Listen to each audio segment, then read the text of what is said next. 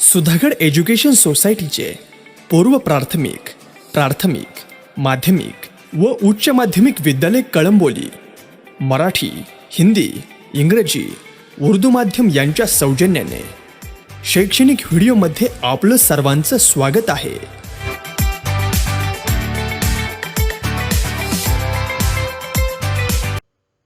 My dear students, this video is for 10th standard subject Science and Technology Part 1 for semi-English medium students. Lesson number 4, Effects of Electric Current. This is second video out of 4 videos. Dear students, in this video we are going to learn magnetic field produced by current through a circular loop of a conducting wire, then magnetic field due to a current in a solenoid. Third concept is force acting on current carrying conductor in a magnetic field. After that, we learn Fleming's left hand rule, and in the last of this video, we are going to learn principle and working of electric motor. Let us see about magnetic field produced by current through a circular loop of a conducting wire. Look at this figure. In this figure, this is circuit.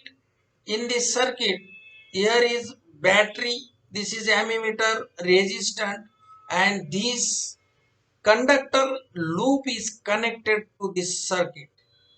So, and these are magnetic line of force which are produced due to the current which is which flows through this conductor loop. So, we learn about the magnetic line of force of a magnetic field produced by a current flowing through a straight conductor. तर आपण या अगोदर straight conductor मधून current flow होत असताना कशा प्रकारे magnetic line of force या प्रोड्यूस होतात हे आपण शिकलेलो आहे. What will happen to the magnetic lines of force of the field produce by current flowing through a loop made by bending the straight wire. जर आपण ही जी स्ट्रेट वायर आहे तिला बेंड करून जर अशा प्रकारचा लूप तयार केला तर या लूप मधून करंट फ्लो होत असताना कशा प्रकारच्या मॅग्नेटिक लाईन ऑफ फोर्स तयार होतील. ए circuit is completed by connecting various components as shown in figure 4.8.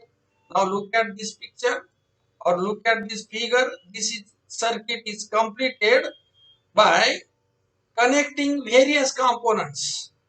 That components are battery, ammeter, resistance, and this conductor loop. If the current passes through the loop, magnetic lines of forces are produced at each point of the loop. जर आपण या loop मधून current pass केलं तर या loop वरचा प्रत्येक point हा magnetic line of force produce करणार आहे. As we go away from the wire, जर या वायर पासून जसं आपण लांब जाऊ, as we go away from the wire, the concentric circles representing the magnetic lines of force will become bigger and bigger. Concentric circle means the circles which have same center. अशा प्रकारची अशी वर्तुळ ज्यांचा केंद्र एकच आहे, सेम आहे, त्यांना कॉन्सेंट्रिक सर्कल्स असं म्हणतात. The concentric circles representing the magnetic line of force will become bigger and bigger. जसं आपण या लूप पासून किंवा या वायर पासून लांब लांब जाऊ तसं हे कॉन्सेंट्रिक सर्कल्स जे मॅग्नेटिक लाईन ऑफ फोर्स चे बनलेले आहेत ते मोठे मोठे होत जातील. As we go towards the centre of the loop. आता आपण this is the centre of the loop. हा लूप आहे आणि हा लूपचा सेंटर आहे.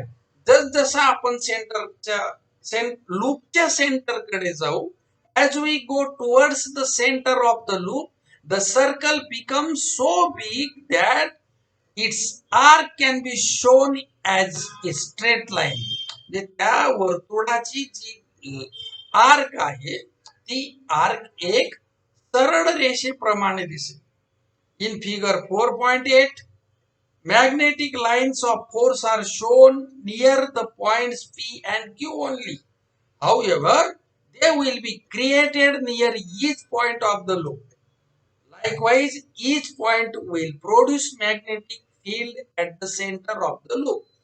म्हणजे लक्षात घ्या बघा, या फिगर मध्ये फक्त हे जे दोन पॉइंट दाखवलेले आहेत कार्डबोर्डवर पी आणि क्यू, याच्याच भोवती हे सर्कल्स दिसत आहेत, म्हणजे मॅग्नेटिक लाईन्स दिसत आहेत. परंतु या लूप वरचा प्रत्येक पॉइंट अशा प्रकारच्या मॅग्नेटिक लाईन ऑफ फोर्स हे प्रोड्यूस करत असतो. By making use of the right hand thumb rule, check that every point on the loop contributes the magnetic lines of force at the center of the loop, and these lines of force at the center of the loop are in same direction. आपण जो right hand thumb rule आपण शिकलो त्याचा वापर करून या लूपचा प्रत्येक बिंदू हा मॅग्नेटिक लाईन ऑफ फोर्स तयार करतो हे आपलं लक्षात येईल. आणि त्याचप्रमाणे या मॅग्नेटिक लाईन ऑफ फोर्स ची दिशा, likewise each point will produce and these lines of force at the center of the loops are in same direction. आणि या मॅग्नेटिक लाईन ऑफ फोर्स ची जी डिरेक्शन आहे सर्व लाईनची डिरेक्शन ही एकच आहे. बघा, आपल्याला नॉर्थ पोल कडे सर्व मॅग्नेटिक लाईन ऑफ फोर्स ची डिरेक्शन आपल्याला दिसून येते. The intensity of magnetic field at any point produced by current flowing through a wire is dependent on the current. आता जी इंटेन्सिटी आहे मॅग्नेटिक लाईन ऑफ फोर्सेस ची intensity ही कशावर अवलंबून आहे? कंडक्टर मधून जे करंट वाहतं त्या करंटवर डिपेंड आहे. जर करंट जास्त असेल तर मॅग्नेटिक लाईन ऑफ फोर्स ची इंटेन्सिटी ही जास्त असणार. करंट कमी केलं तर मॅग्नेटिक लाईन ऑफ फोर्स ची इंटेन्सिटी ही कमी होणार. As we have seen in the experiment, this means that if there are n turns in the loop, the magnetic field n times of that produced by a single loop will be created. समजा आता याची ही जी तार आहे कंडक्टरची हिचे 4 वेढे आपण टाकले समजा, तर 4 पटीने ही इंटेन्सिटी वाढणार आहे किंवा मॅग्नेटिक फील्डची तीव्रता ही वाढणार आहे. म्हणजे लूपचे जेवढे वेढे तेवढ्या पटीने ही जी इंटेन्सिटी आहे ती वाढणार आहे. म्हणजे वेटोळ्या तारेचे n एवढे वेढे असतील. समजा हे तारेचं वेटोळ आहे म्हणजेच लूप आहे, याच्यामध्ये n एवढे वेढे असतील तर एका वेटोळ्यामुळे जितके चुंबकीय क्षेत्र तयार होईल त्याच्या n पट एवढं चुंबकीय क्षेत्र तयार होईल. Magnetic field due to a current in a solenoid. What is solenoid? When a copper wire with a resistive coating is wound in a chain of loops. When a copper wire with a resistive coating is wound in a chain of loops, it's called solenoid. जर विद्युत रोधक आवरण असलेली तांब्याची wire समजा आपण बोटाला गुंडाळून ती बाहेर काढली, त्याचं जे स्ट्रक्चर आपल्याला दिसेल, it is nothing but a solenoid. त्याला सोलेनॉइड असं म्हणतात. It is like a spring like structure. ते स्प्रिंग सारखं असतं बघा. This is solenoid. Look at this picture और look at this figure. This figure is of magnetic line of force of a magnetic field produced by current passing through a solenoid coil. This is solenoid coil and these are magnetic line of force due to the current which is flowing through this solenoid. या solenoid मधून current flow झाल्यामुळे या magnetic line of force तयार झालेल्या आहेत. Whenever an electric current passes through a solenoid, magnetic lines of force are produced in a pattern as shown in figure 4.9. So, you are aware of the magnetic lines of force of bar magnet. The properties of the magnetic field of solenoid are very similar to the magnetic field produced by a bar magnet. आता पट्टी चुंबक आपल्याला माहितीये, पट्टी चुंबकामुळे निर्माण होणाऱ्या बलरेषा, चुंबकीय बलरेषा किंवा मॅग्नेटिक लाईन ऑफ फोर्सचे गुणधर्म आपण अगोदर शिकलेलो. त्या गुणधर्मांच्या प्रमाणेच या सोलेनॉइड मुळे तयार होणाऱ्या मॅग्नेटिक लाईन ऑफ फोर्सचे गुणधर्म हे असतात किंवा सारखेच असतात. One of the open end of A solenoid acts as magnetic north pole. तर हे सोलेनॉइड याचा हा नॉर्थ पोल आहे. हे दोन उघडे टोक आहेत. एक उघडं टोक आहे, दुसऱ्या बाजूचं एक उघडं टोक आहे. एक टोक चुंबकाचा जसं नॉर्थ अँड साऊथ पोल असतात, तसंच या सोलेनॉइडचा हे एक उघडं टोक नॉर्थ पोलचं काम करतं आणि दुसरं जे उघडं टोक आहे ते साऊथ पोलचं काम करतं.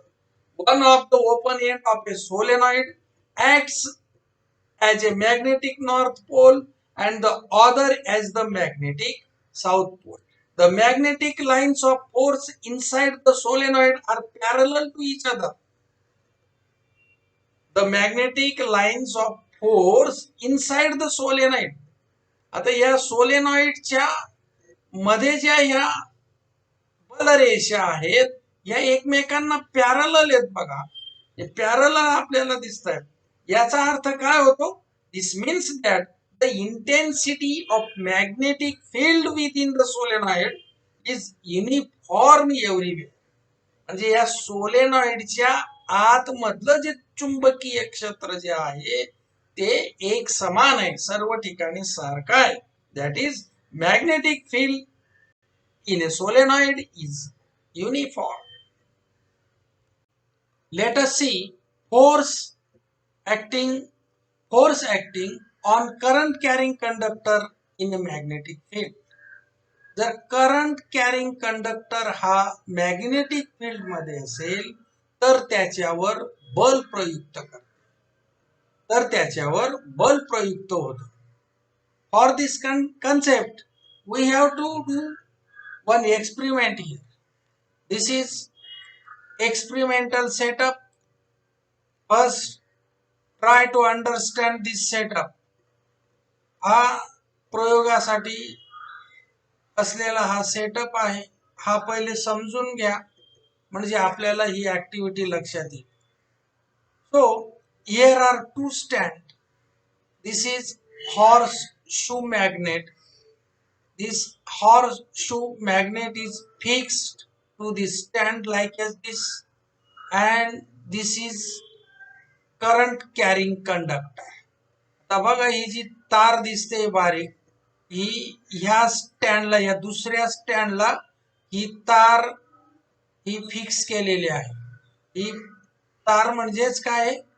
करंट कॅरिंग कंडक्टर आहे. म्हणजे अशी तार की जिच्यातून विद्युत धारा वाहणार आहे किंवा वाहील, अशा प्रकारची ही तार आहे. ही तार या सर्किटला जोडलेली आहे. दिस इज द सर्किट. आणि या सर्किटला ही एक करंट कॅरिंग कंडक्टर तार, ही कॉपरची तार ही इथं जोडलेली आहे. आणि ही कॉपरची तार या मॅग्नेटचे जे दोन पोल आहेत, हा बघा हा नॉर्थ पोल आहे, हा दुसरा साऊथ पोल आहे. या दोन्ही पोलच्या मध्ये ही तार राहील अशा प्रकारे हा स्टँड ठेवलेला आहे. आणि अशा प्रकारे याचा सेटअप आहे एक्सपेरिमेंटचा. लक्षात घ्या, याच्यामध्ये या दोन गोष्टी महत्वाच्या आहेत. हा हॉर्सशू मॅग्नेट आणि ही करंट कॅरिंग कंडक्टर, हे सर्किट आणि सपोर्ट साठी हे स्टँड्स आहेत. या सेटअपला सपोर्ट करणारे हे स्टँड्स आहेत. म्हणजे हा सेटअप आता तुमच्या लक्षात आला असेल तर प्रोसिजर आता लक्षात घ्या. Using the stand fix the copper wire so that it passes through the poles of the horseshoe magnet as shown in figure 4.10. Connect the circuit as well. जे बघा ही करंट कॅरिंग कंडक्टर हा हॉर्सशूच्या north आणि south पोलच्या मध्ये येईल अशा पद्धतीने ठेवलेला आहे. बघा या फिगर मध्ये दाखवलेला आहे. आणि कनेक्ट द सर्किट ॲज वेल. जसं तुम्ही या तारेला हे सर्किट कनेक्ट कराल, व्हॉट डू यू ऑब्झर्व, काय आपलं लक्षात येईल, when ever A connect current is not flowing through the wire. आता सुरुवातीला समजा ही प्लग क्लोज नाही केलेली आहे, ही ओपन आहे, म्हणजेच या कंडक्टर मधून करंट फ्लो होत नाहीये. whenever a current is not flowing through the wire, it remains straight position A. म्हणजे बघा ही जी सरळ पोझिशन आहे या तारची, ही पोझिशन ए आहे. ही ए पोझिशन दाखवली. बघा ही पोझिशन सी दाखवलेली. ही तार वाकली या बाजूला, बघा या बाजूला ओढली गेलेली या स्टँडच्या बाजूला अशी. आणि नंतर ही पोझिशन बी दाखवलेली या डायग्राम मध्ये. तर ए पासून ही बी कडे अशी ओढली गेलेली आहे, बी साइडला. ही वेगवेगळ्या वेळेस ही पुन्हा अशी हिची पोझिशन बदलते. ही पहिली पोझिशन ज्या वेळेस करंट फ्लो होत नाहीये त्यावेळची ए पोझिशन आहे, हे लक्षात घ्या. Wien ever A current is not flowing through the wire, it remains straight position A. When the current flows from top to bottom, the wire bends and come into position C. ज्या वेळेस top to bottom या दिशेने current flow होईल, बघा I means current आणि हा arrow म्हणजे it is the direction of current. हा करंट कुठून कुठं फ्लो झाला, टॉप टू बॉटम या दिशेने करंट फ्लो होत आहे. त्यावेळेस या तारेची दिशा, सॉरी ही तारेची जागा बदलली आणि ही सी पोझिशन झालेली. तारेची पोझिशन सी कशामुळे झाली, या टॉप टू बॉटम करंटची दिशेमुळे झालेली. नंतर बघा if the current direction is reverse. आता करंटचं डायरेक्शन टॉप टू बॉटम न करता बॉटम टू टॉप केलेली, म्हणजे direction of current is reverse. That is its flow from the bottom to the top end. The wire bends but comes in the position B.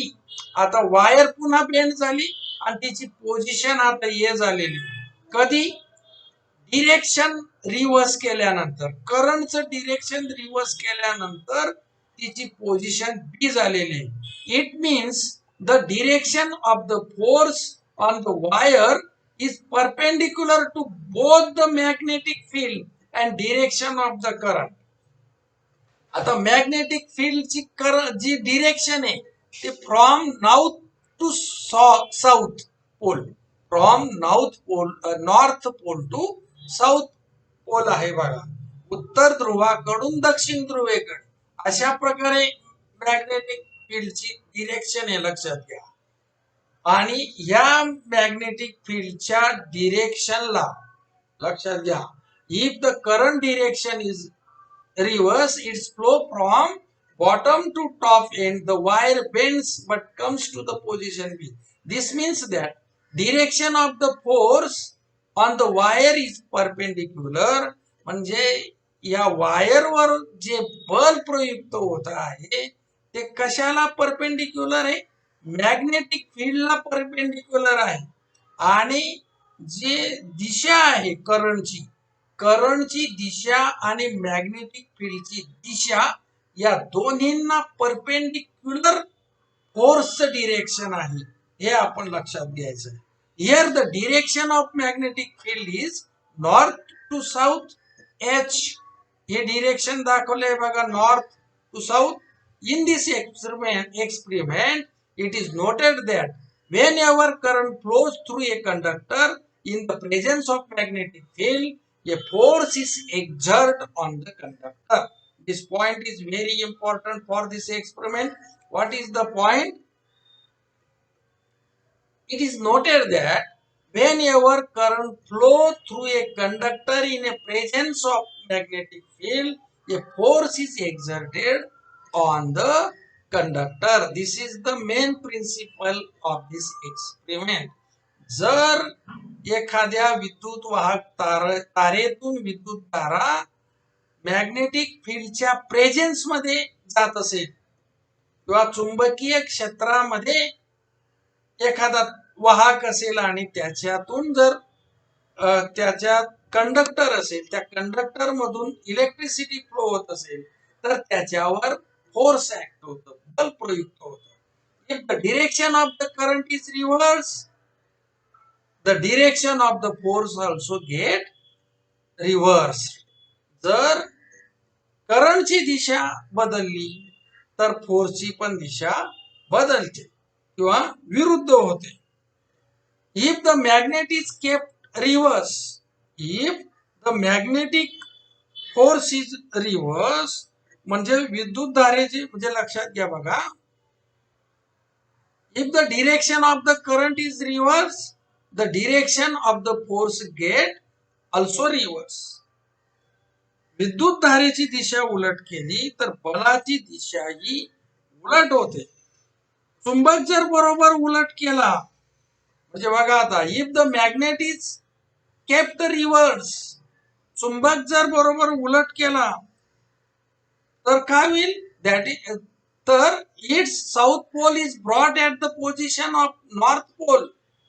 दक्षिण ध्रुव हा north पोलच्या पोझिशनवर आणला and its north pole brought to the position of its south pole, आणि north pole south पोलच्या position वर आणला. व्हॉट विल हॅपन, काय घडेल? The answer is the direction of the force will be also reverse.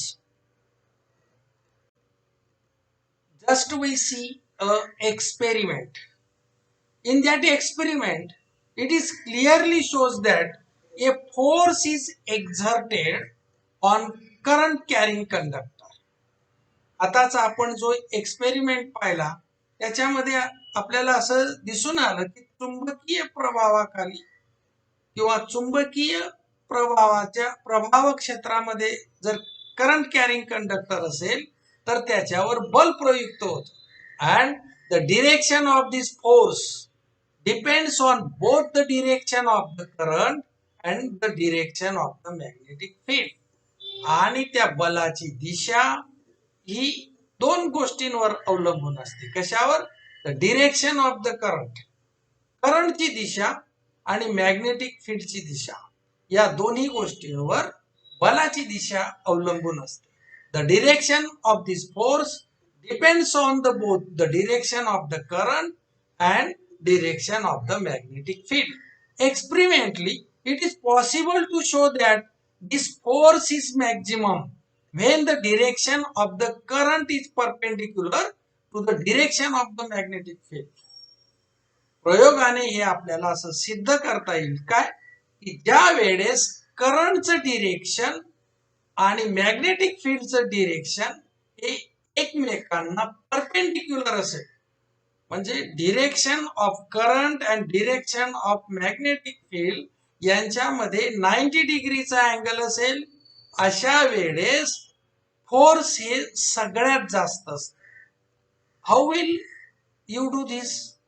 हे आपण कशा प्रकारचा प्रयोग करून सिद्ध करू शकतो?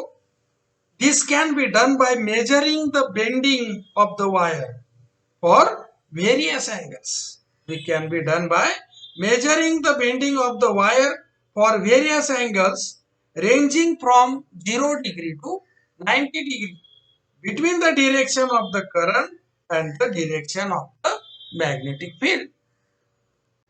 Let us see Fleming's left hand rule. Just we see a experiment. In that experiment we considered the direction of the electric current and the direction of the magnetic field and found that the direction of the force exerted is perpendicular to the both. आताच आपण एक experiment पाहिला, त्याच्यामध्ये विद्युत धारेची दिशा आणि चुंबकीय क्षेत्राची दिशा आपण विचारात घेतली होती. आणि आपल्याला असं दिसून आलं की बलाची दिशा या दोन्हींच्या लंब दिशेस आहे. There is a simple rule relating this three directions. या ज्या तीन दिशा आहेत म्हणजे बलाची दिशा, मॅग्नेटिक फील्डची दिशा आणि करंटची दिशा, या तिघांना सुबद्ध करता येतील असा एक नियम आहे. त्या नियमालाच फ्लेमिंग्स लेफ्ट हँड रूल असं म्हणतात. This rule is called Fleming's left hand rule. According to this rule, the left hand thumb, index finger and middle finger as are stretched so as to be perpendicular to each other. म्हणजे फ्लेमिंगच्या डाव्या हाताचा जो नियम आहे याचा अनुसार अंगठा, तर्जनी आणि हे मधले बोट हे एकमेकांना लंब राहतील अशी ताठ करायची आहेत. If the index finger is in the direction of the magnetic field, बघा इंडेक्स फिंगर हे जे आहे हे मॅग्नेटिक फील्डची डिरेक्शन दाखवत आहे. If the index finger is in the direction of the magnetic field and the middle finger points in the direction of the current, हे जे middle finger आहे ते डिरेक्शन ऑफ द करंट दाखवत आहे. Then the direction of the thumb is the direction of the force. तर अशा वेळेस अंगठा हा बलाची दिशा दाखवतो. Then the direction of the thumb is in the direction of the force on the conductor. So this is the Fleming's left hand rule. Then try this. Determine the direction of the force on the wire in the above experiment. आता just आपण जो experiment पाहिलेला आहे तो त्यावरील conductor वरील बलाची दिशा ही आपण डिटरमाइन करायची आहे. आणि म्हणजे हा फ्लेमिंगचा लेफ्ट हँड रूल वापरून आपल्याला वाहकावरच्या बलाची दिशा आपण करायची बघायची आहे एक्सपेरिमेंट करून आणि हा रूल व्हेरीफाय करायचा. Electric motor. This is the diagram of electric motor. You know various forms of energy. You also know that energy can changes its form. आपल्याला माहिती आहे की ऊर्जेची विविध अशी रूपं आहेत आणि एका रूपातून दुसऱ्या रूपात ऊर्जेचं रूपांतरण होऊ शकतं. So, what is electrical motor? A device changing electrical energy into mechanical energy. A device changing electrical energy into mechanical energy is known as electric motor. Electric motor म्हणजे विद्युत ऊर्जेचे यांत्रिक ऊर्जेत रूपांतर करणार यंत्र, त्याला म्हणायचं electric motor. Around us in our day-to-day life, an electric motor is boon. It is used in fans. त्याचा दैनंदिन जीवनामध्ये एक वरदान आहे. इलेक्ट्रिक मोटर इज ए बून. बून म्हणजे वरदान. त्याचा उपयोग फॅन मध्ये होतो. इलेक्ट्रिक मोटरचा उपयोग रेफ्रिजरेटर्स मध्ये होतो, मिक्सर मध्ये होतो, वॉशिंग मशीन मध्ये, computers, pumps etcetera. How does this motor work? Let us see. How does motor work? Let us see internal structure of electric motor. This is the figure of internal structure of electric motor.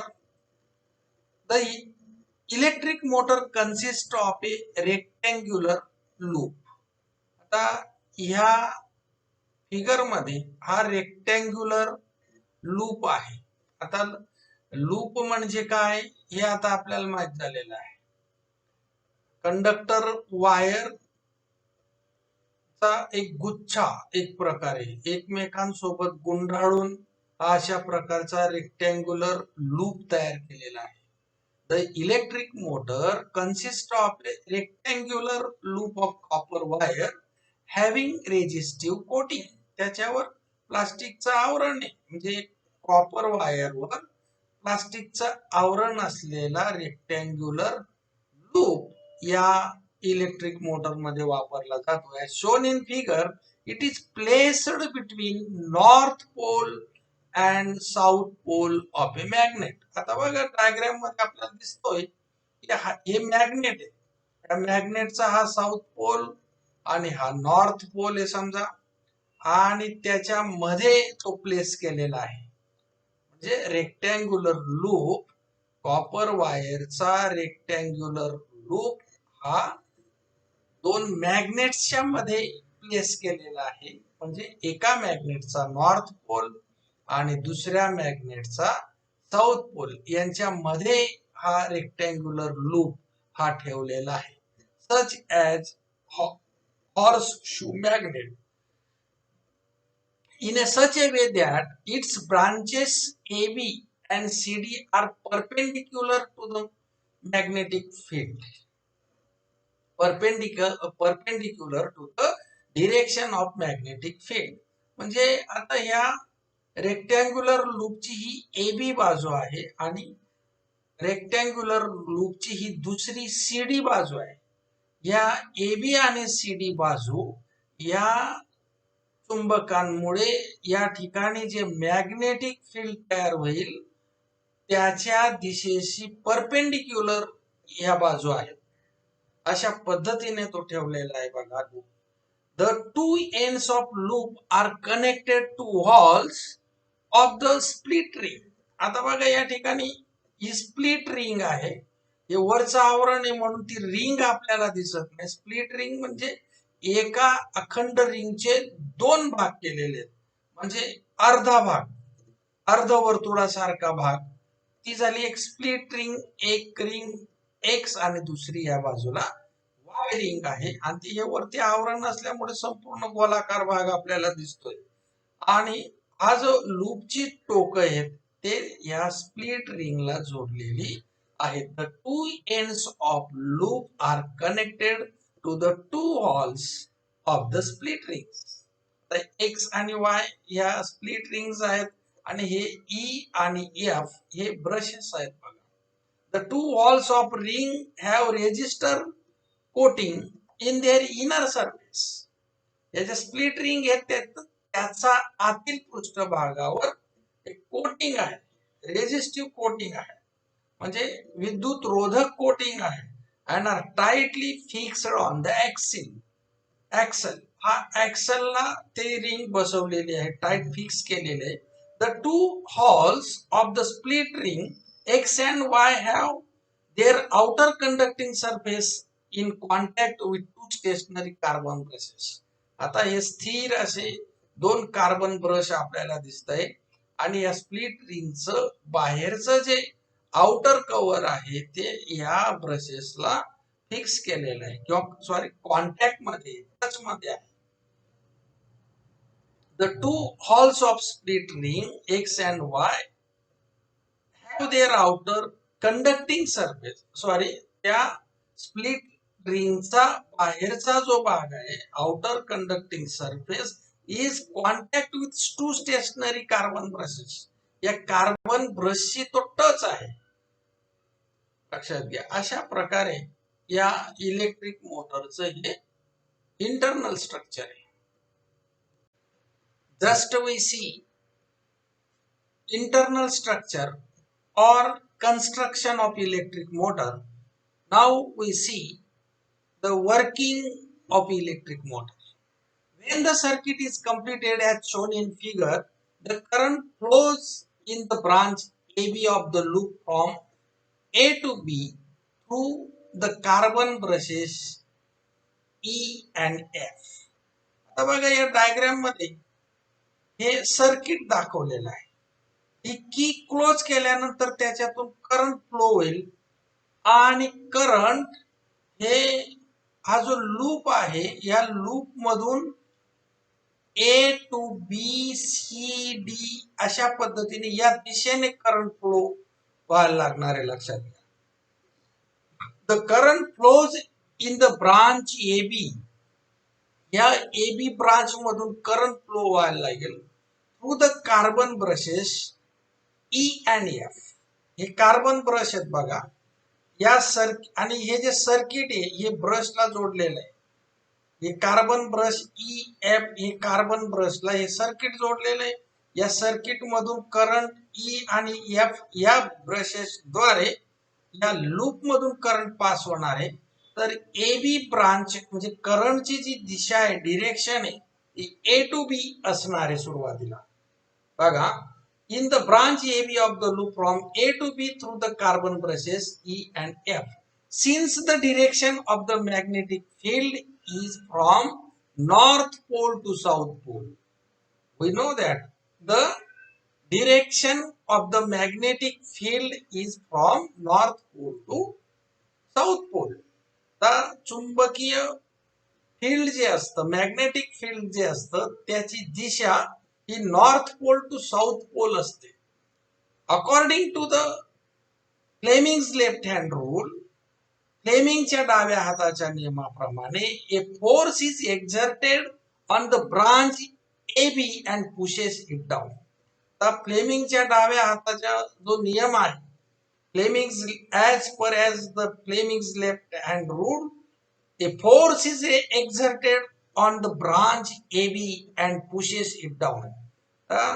या नियमाप्रमाणे फ्लेमिंगच्या डाव्या हाताच्या नियमाप्रमाणे ही जी branch आहे लूपची ती खालच्या बाजूला ढकलली जाईल.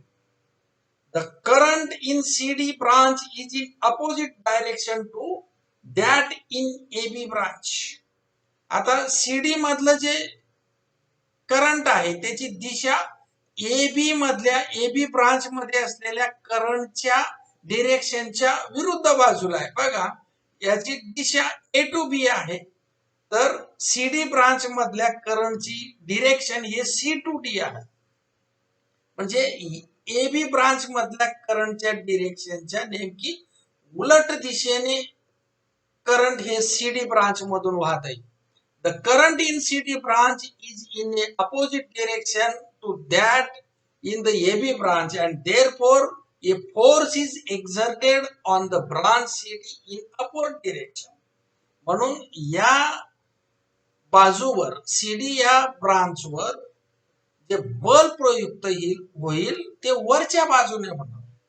बघा, फ्लेमिंगच्या लेफ्ट हँड रूल नुसार AB ब्रांच मधलं करंटची दिशा ही A to B आहे. म्हणून या बाजूवरचं बल, या बाजूवर प्रयुक्त होणार बल या कडेला खालच्या बाजूला ढकलतं, तर CD या बाजूला वरच्या बाजूने ढकलतं. Thus the loop and axle starts rotating in an anti-clockwise direction. त्या प्रयुक्त होणारे जे बल आहेत या दोन्ही बाजूंमुळे याच्यामुळे हा लूप रोटेट होतो, असा अँटी क्लॉकवाईज रोटेट होतोय, लक्षात घ्या. आफ्टर हाफ रोटेशन, आता हाफ रोटेशन मध्ये काय पोझिशन होणार या लूपची? AB बाजू S पोल कडे येणार आणि CD बाजू N पोल कडे येणार, लक्षात घ्या. Thus the loop and the axle start rotating in an anti-clockwise direction. After half rotation, the two holes of the split ring X and Y come in contact with carbon brushes F and E respectively, and the current in a loop starts flowing in the direction DCBA. आता half rotation मुळे काय झालं, या बाजू बदलल्या आणि बाजू बदलल्यामुळे X ही स्प्लिट रिंग F या ब्रशच्या कॉन्टॅक्ट मध्ये आली आणि Y ही स्प्लिट रिंग E ह्या ब्रशच्या कॉन्टॅक्ट मध्ये आली आणि त्याच्यामुळे ही जी करंट फ्लोईंगची दिशा आहे, डिरेक्शन आहे, हे बदललं. हे ABCD असं न राहता DCBA असं करंटची दिशा रिव्हर्स झालेली आहे, लक्षात घ्या. Therefore a force is exerted on the branch DC in downward direction and on the branch BA in the upward direction. आता DC ही N पोलच्या बाजूला आली आहे. आता करंटची दिशा बदलल्यामुळे पुन्हा ही DC बाजू खालच्या बाजूला ढकलली जाईल, AB बाजू वरच्या बाजूला ढकलली जाईल. त्याच्यामुळे काय होणार आहे, and the loop continues to rotate in the anti clockwise direction. आणि म्हणून हा जो लूप आहे हा सुरुवातीला पण अँटी क्लॉकवाईज डिरेक्शनने रोटेट झाला होता आणि करंटची दिशा बदलल्यानंतर या लूपच्या हाफ रोटेशन नंतर करंटची दिशा बदलल्यानंतर सुद्धा तो अँटी क्लॉकवाईजच रोटेट होणार आहे. Thus the current in the loop is reverse after its half rotation and the loop and axle continue to rotate in the anti-clockwise direction. आणि म्हणून अशा प्रकारे हा लूप हा सतत अँटी क्लॉकवाईज डिरेक्शनने फिरत राहतो. Commercial motors run on the same principle. व्यावसायिक जे मोटर्स असतात ते याच तत्वावर चालतात. But practical changes are made in their construction.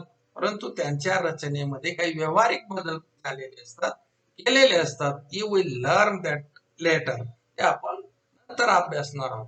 The question is why are carbon brushes use.